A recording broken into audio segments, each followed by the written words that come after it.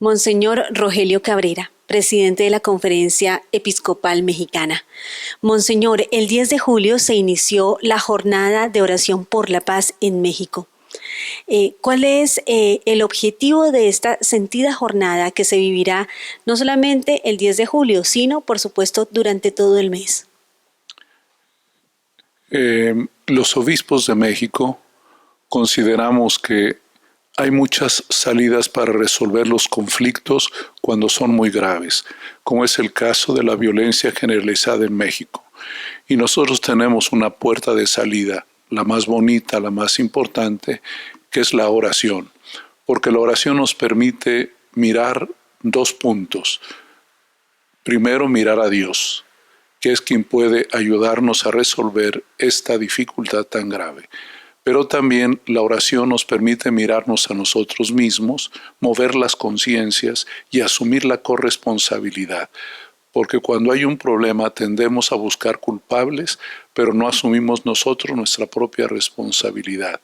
La oración nos permite poner todo en las manos de Dios, pero también nos recuerda que Dios nos encarga ser promotores de la paz. Monseñor, uno de los aspectos interesantes de esta jornada de oración es que habla de todas las víctimas, que incluye a los victimarios también, como sujetos de ese sufrimiento que genera la violencia. Perfecto, es así. Si bien la ocasión de la llamada a la oración fue el asesinato de 2 sacerdotes jesuitas y un promotor turístico allá en la Tarahumara, nos ha servido también para mirar a todas las víctimas a lo largo de esta historia reciente de México y también, desde luego, a quienes provocan la violencia. Debemos de pedir por los que sufren, por el dolor intenso que tienen las familias, pero también, como Jesús lo hizo en la cruz, perdónales, no saben lo que hacen. Creo yo que también la Iglesia aprende esta manera de perdonar, que no significa borrar la realidad ni quitarle la gravedad del problema, pero también nosotros sabemos que aquel que es criminal es porque ha estado envuelto en realidades criminales, que no ha tenido la suficiente vida emocional, humana, y le ha llevado y le ha arrastrado a tomar esas actitudes violentas. Por eso hemos pedido por nuestras autoridades que tienen que contener la violencia, pedimos por las víctimas y los familiares de las víctimas y desde luego también pedimos para que aquellos que son los provocadores de la violencia reconozcan su error y Dios pueda tocar su corazón. Monseñor, precisamente sobre eso, sabemos que existen diferentes expresiones de violencia, que empieza a considerarse un problema estructural. ¿Cómo atacar las causas? ¿Cómo superar esta situación tan dolorosa desde las mismas familias? Efectivamente, la violencia es una espiral que tiene muchos componentes que la empujan y la desatan. Primero, la violencia intrafamiliar, cuando los padres no pueden dar el afecto que requieren los hijos, cuando los hijos no encuentran plenitud de vida en la casa, se van a las calles y aprenden un mundo violento. Pero también ahora tenemos otro elemento que provoca también la violencia, que son las redes sociales no bien utilizadas. En las redes sociales hay mucha insulto, mucho gravamen, se respira, como decimos, un aire tóxico que no da paz, que no da serenidad. Hay muchas cosas muy bonitas que ocurren en las redes sociales, hay programas muy constructivos, pero los diálogos entre los ciudadanos son a veces muy agresivos, muchos adjetivos insultantes. Y yo creo que también tenemos que parar la violencia virtual. Y desde luego también todo lo que pasa en los lugares de trabajo y de estudio, lo que se llama el bullying en las escuelas. donde los jóvenes no encuentran paz, se agreden mutuamente, se hacen pandillas. Todo eso provoca que el corazón y la mente estén embotados y que andemos con un carácter irascible. Creo yo que hay muchos campos donde tenemos que retomar la calma, también los lugares de trabajo, las calles, las ciudades cada vez más feas, menos cuidadas. Todo eso provoca la violencia o al menos la incentiva. En este sentido, la responsabilidad, familia, Estado, escuela, ¿cómo trabajar para que estén unidas estas instituciones que integran la sociedad de cualquier país?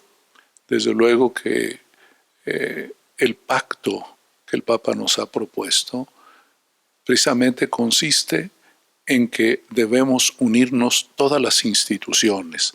La institución familia, que es la más importante y la primera, las instituciones del servicio, que son los gobiernos, las instituciones educativas, las empresas y desde luego todas las iglesias y las religiones, porque también las iglesias podemos ser elementos que unen o también podemos ser que provoquemos división. Creo yo que tiene que haber un pacto por la paz y la Iglesia Católica está obligada a tomar iniciativa, que yo creo que esa ha sido la intención de nuestra campaña de oración, tomar la iniciativa, porque si nos ponemos en la búsqueda de la oración es para poder capacitarnos para el diálogo. Necesitamos tomar en cuenta a los demás y ser tomados en cuenta en estos problemas tan graves por los que atraviesa México y desde luego el mundo entero. Monseñor, en esta primera jornada, ¿cuál fue la reacción de la gente? ¿Qué tipo de respuesta dio a este llamado de la Iglesia? Primero, creo yo que quedó visible en las redes sociales, en la televisión, en los periódicos. Creo yo que la gente se sensibilizó, entiende el problema y sobre todo para nosotros lo más importante es que asumas tu propia responsabilidad. Y yo creo que la oración, tanto en las capillas más sencillas como en las grandes catedrales, han puesto el corazón de la gente. Por eso se pidió que estuvieran allí los rostros de las víctimas, porque nosotros hablamos de personas concretas que sufren. Y esto es lo que hace que todos podamos entender el problema. No se trata de una idea o de una ideología, se trata de tocar la vida cotidiana y el dolor de los que han muerto, de los desaparecidos, de los que han sido secuestrados, de los que están olvidados y sufren también en las cárceles, donde quiera que esté el dolor humano. Sobre la responsabilidad del Estado en este tipo de situaciones. Hay que endurecer la legislación, vencer la corrupción. ¿Cuál sería la línea de trabajo frente a esta problemática tan grave? Mira, en la parte legislativa creo yo que todos tenemos un cuerpo legal suficiente. Aquí la cuestión es la estrategia. Se dice que la violencia no puede ser resuelta con más violencia, pero el Catecismo de la Iglesia Católica dice que a la autoridad le toca contener. Nunca se va a acabar la violencia, porque es parte connatural también a las personas y a las instituciones. Pero si el pueblo le pide al Estado que lo proteja, que le dé seguridad, que los espacios de convivencia estén libres, las calles, los jardines, las carreteras. La gente lo que pide es libertad de movimiento y eso le corresponde a la autoridad garantizarlo. Monseñor, en el caso de las desapariciones forzosas, ¿existen iniciativas suficientes por lo menos para hallar esa verdad que es tan necesaria para las familias para la elaboración del duelo, por ejemplo? A mí hay una cosa que me gusta mucho, que son las iniciativas que toman los y las ciudadanas. Y aquí quiero destacar el papel de las mujeres y las mamás, que son las que más sienten el dolor cuando no saben dónde quedó el esposo, la hija, el hijo. Es importantísimo cómo están trabajando con un esfuerzo, familias de escasos recursos. A nosotros nos tocó en Monterrey recibir a un grupo de mamás y de mujeres que andan buscando ellas de modo personal aquello que debería de ser la autoridad, que no lo hace, y que ellas, como les duele más, toman la iniciativa. Creo yo que aquí es un punto que hay que alabar y que hay que apoyarlas, porque toman la iniciativa, dejan su casa, dejan su trabajo, dejan su familia por buscar a la persona que aman y que está desaparecida.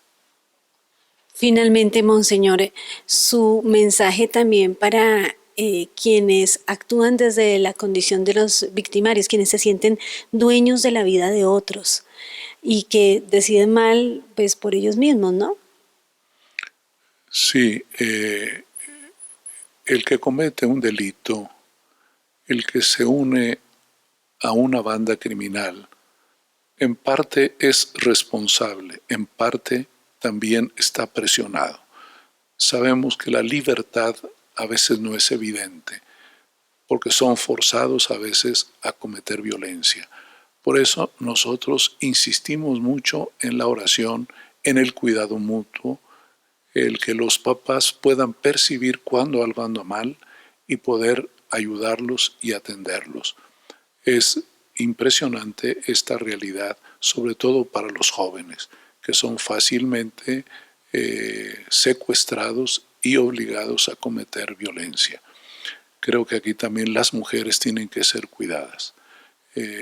Pero a nosotros nos toca pedirle a Dios y también exigir la búsqueda y las posibilidades de vivir en libertad. Era Monseñor Rogelio Cabrera, presidente de la Conferencia del Episcopado Mexicano. Una jornada por la paz, un llamado a la oración, pero también a la reflexión.